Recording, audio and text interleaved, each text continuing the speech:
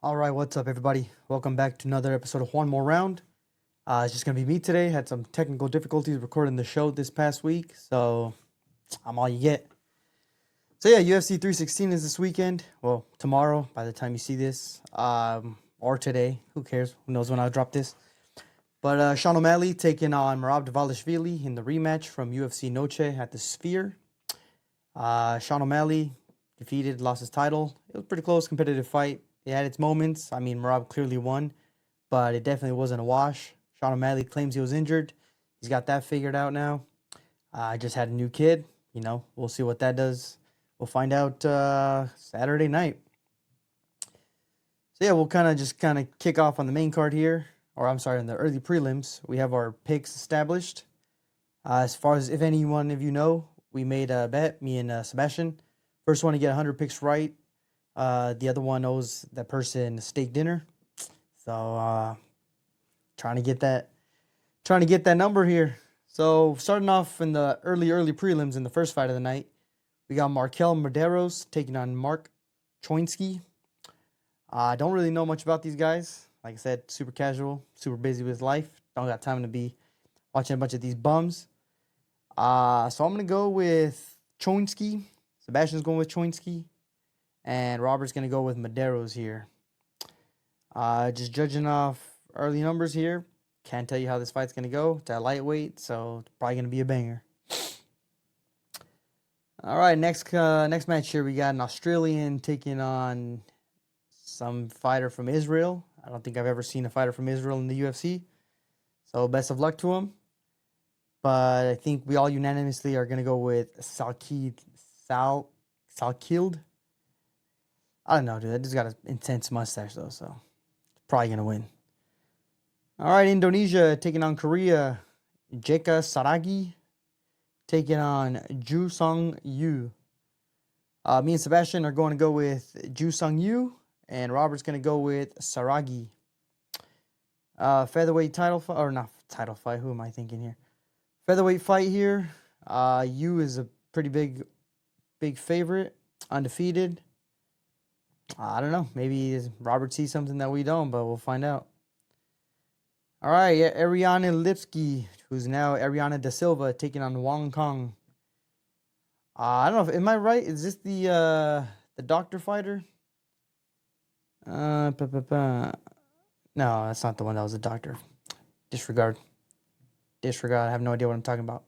But me and Sebastian are taking on Kong here. Or I'm sorry, I think we all are. Yep, we all unanimously are picking Kong.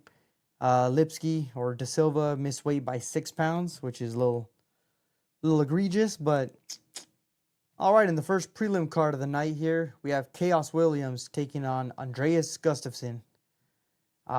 Dude's from Sweden, got the last name Gustafsson. Couldn't verify if he has any relation to Alexander Gustafsson. Being quite honest, I didn't even really check. So I'm just going to say he doesn't, just out of respect for him. But what I did find out is Andreas Gustafsson is apparently either a former or current Swedish neo-Nazi. Don't condone or support that behavior. I'm just stating out a fact. And Chaos Williams is I don't want to say he's a police officer, but he worked closely with the sheriff's department. After he had, in 2013, he became the first graduate of a cooperative online education program between the Jackson County Sheriff Office and Jackson Public Schools. Williams earned a high school diploma through an online program while incarcerated in Jackson County Jail after being convicted of selling cocaine. He's had a spotless probation record and has performed all his required community service. So I don't want to say he's law enforcement, but he has close ties with them. African-American guy taking on a neo-Nazi. First name Chaos. This is probably going to be, I would say, probably fight of the night. Calling it right now. Chaos Williams, Andreas Gustafsson, fight of the night. As far as picks, though, I got Gustafsson. Sebastian's got Chaos. And Robert's also got Gustafsson on this. All right, in the heavyweight bout, we got Sergey Spivak taking on Waldo Cortez Acosta. Sergey is from Moldova, which I couldn't even point that out on the map if you paid me, against Waldo from the Dominican Republic. I believe I'm the only one taking Cortez here. The other two are taking Spivak. All right, moving on here to the light heavyweight division. Another fight that I think is going to end in a KO here. But we are all taking Azamat. Yep. It's Russian against Brazil. Always a banger. And in the feature prelim here, we have Bruno Silva taking on Joshua Van. I mean, Joshua Van, I think, is the biggest favorite in the card, along with Kayla Harrison. But Joshua Van is a minus 800 at flyweight. Have you seen him in any of his recent fights? He keeps putting on a show. This dude's, I think he's already, he's tied with the most significant strikes landed with Joanna Jędrzejczyk in just 7 UFC fights, which is pretty impressive. Even if there's no finish in this one, it's bound to be a lot of action here. So we're all going with Joshua Van on this one. I mean, clearly the UFC, I think, sees the potential in him. That's why they have him on this placement on the card. It's bound to be a good fight, so stay tuned on that. All right, in the first fight of the main card here, Vicente Luque taking on Kevin Holland. Let's see. Me and Sebastian took Luque on here. Robert took Mr. 4570. Come Monday's show, I'll let you guys know exactly what 4570 means. But yeah, I mean, Luque is looking to bounce back. I think he's got a loss to Buckley, if I'm not mistaken. Yeah, he's lost to Buckley, lost to Jeff Neal and Bilal Muhammad. I mean, he ain't losing to scrubs, so, you know, nothing to hang your head about. Kevin Holland coming off a loss to RDR and then a win over Gunnar Nelson. I mean, this is pretty good matchmaking, if I'm being honest. I would think it would be a lot closer than a minus 280 for Kevin Holland, but we'll see tomorrow night. All right, and Mario Batista taking on UFC debutant Patchy Mix. I mean, let's see. Batista's coming off that horrendous win over Jose Aldo, which everybody hates him for. And Patchy Mix is making his UFC debut. I know he's, he's beaten Sergio Pettis. He knocked out Rafion Stouts. I think he submitted Pettis. And, yep, Magomedov. You know, he ain't a buster in himself. So I think, honestly, I'm the only one taking Patchy Mix on this one. I think he wins. I don't think it's going to be a finish in this fight. But I'm going to go with Patchy Mix. I mean, he's more of a grappler. Mario Batista's got some hands on him, but nah. If you go for Mario Batista, dude, you got to go get mentally evaluated.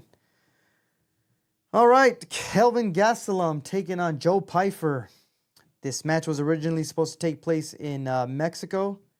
Joe Pyfer got the runs. I don't know what he ate.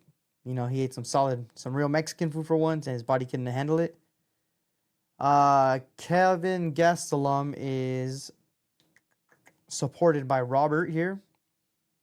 Maybe he just sticking with his Mexican brother. But me and Sebastian going Joe Pyfer. People are saying this is going to be Kelvin Gastelum's first defeat via TKO, which I don't see it. Dude's probably pretty durable. Yep. I'm gonna go with decision. I'm gonna speak for Sebastian too. Say decision. So should be a good one. All right. Kayla Harrison finally trying to complete the story, win her first UFC belt at bantamweight. They both made weight today. She looked pretty drained, but as a professional, she still made the weight. So good on her.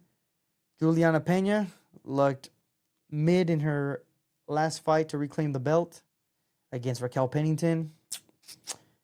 I mean, this one's pretty intriguing, though, because Kayla Harrison, it's her first 5-round fight at bantamweight. So we'll kind of see what the weight cut looks like as far as her cardio and her strength even. Juliana Pena, I mean, she's kind of established herself as pretty durable. Took a 25-minute ass whooping from Amanda Nunes in her last fight. I mean, at a minus 800, let's see. I mean, at plus 210 by points, that's not a bad, either way, that's not a bad bet. I don't really see her getting finished. I mean, like I said, Juliana Pena's veteran in the sport, 2-time champion. I don't think she'll get completely mollywopped here, but even if she does, I don't think she'll get finished. So, plus 170, go to the distance. I say you take those odds. All right, and in the main event here, we got Merab Dvalishvili taking on Sean O'Malley. I mean, like I said in the beginning of the video, Merab clearly won. Dominated. Wasn't the most exciting fight, but as of late, Merab's had some pretty solid fights. His last one with Umar Nurmagomedov. I mean, it's got to be up there, top 10 as far as contender fights of this year. Sean O'Malley coming off hip surgery. Says that's made a big impact on his performance. Like I said, we'll kind of see this Saturday night. Been training with Izzy, training with Mighty Mouse. I mean, he's looking pretty good. Kind of got away from all the distractions, no social media. Didn't dye his hair this time.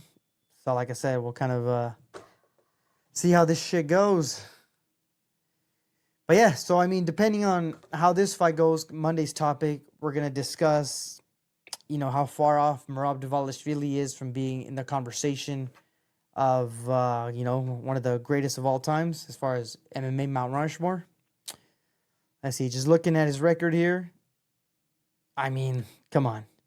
His first two UFC fights came at a loss. First one was split decision. Second one, Ricky Simone, which, was a little controversial. Was on his way to win that fight. What else? Went for a takedown, kind of knocked himself out.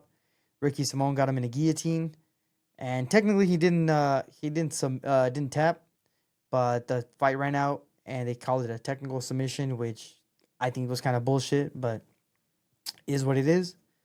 But if you look at the rest of it, I mean, 1, 2, 3, 4, 5, 6, 7, 8, 9, 10, 11 unanimous decision victories at a 12 fight, or he's on a 12 fight win streak, 11 unanimous decision victories, and 1 KO TKO to Marlon Moraes.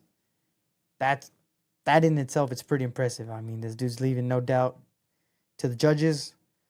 He's got wins over Sean O'Malley, Henry Cejudo, Peter Yan, Jose Aldo, 4 UFC champions. Umar Nurmagomedov, I mean, not a former champion, but, it wouldn't be surprised if this guy holds the UFC belt one day. So, yeah, I mean, we can prematurely have this conversation now. Let us know what you guys think, if Merab is pretty close to making the MMA Mount Rushmore. And, yeah, so we'll kind of readdress that conversation on Monday. Let me know who you guys have as far as your picks for this week. And we'll see you guys on the next one.